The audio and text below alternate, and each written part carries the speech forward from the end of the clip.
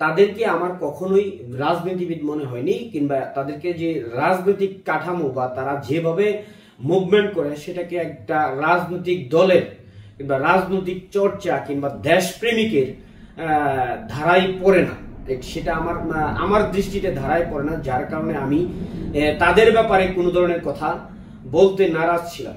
আমি লক্ষ্য করে দেখেছি 4-5 মাস যাবত তারা যে ধরনের কথাবার্তা বলছে, যে তাদের ব্যাপারে কিছু না বলে আর আমি থাকতে পারলাম না। যাদের কথাটা আমি বলতে চাচ্ছিলাম তারা হলো যে বর্তমানে ট্রাক মার্কা নিয়ে যে নিবন্ধন পেয়েছে গণ অধিকার পরিষদ, এক নামে চিনে বিকাশ নূর হিসাবে।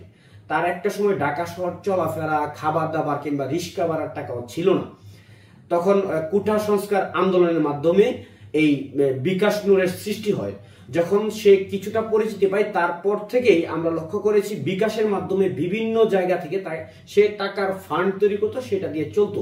সেটা নিয়ে বিভিন্ন কথা রয়েছে, বিভিন্ন নিউজ রয়েছে, এবং একটা সময় এখন এসে তার নামের পাশে বিকাশ নূর হিসাবে টাইটেল যুক্ত হয়েছে। তারপরে আমরা দেখেছি যে তার নামে একটা নিউজ রয়েছে, ইসরায়েলের মুসাদের স্বীকারও করেছেন যে সে 400 কোটি টাকা নিয়েছেন এবং ইসরায়েলকে সমর্থন দিয়েছেন, এবং মুসাদের সাথে তিনি এই নুরু কথাও বলেছেন যে উনি বাংলাদেশের মানুষ ইসরায়েলকে পছন্দ করে না।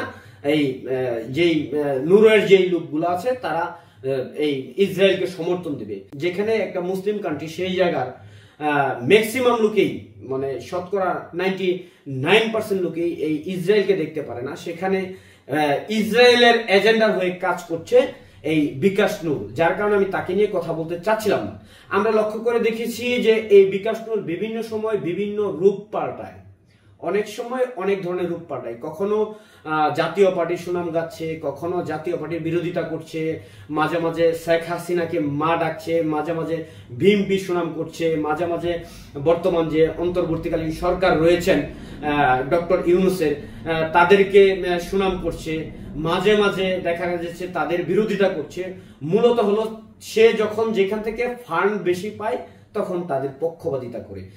আর আরেকটা ব্যক্তি নাম বলতে চাই, সেটা হলো যে বিকাশ নূরের যে সাধারণ সম্পাদক আছে গণ অধিকার পরিষদের, আমার দৃষ্টিতে সবচেয়ে বেয়াদব এবং শিক্ষিত হলেই যে মানুষ হয় না, তার সম্পূর্ণ কিছু তার মাঝে রয়েছে। তার কথার বাচন ভঙ্গি এবং তার কথার থ্রো একটা রাজনীতিবিদ হিসাবে আমাকে মনে হয় সবচেয়ে বেয়াদব।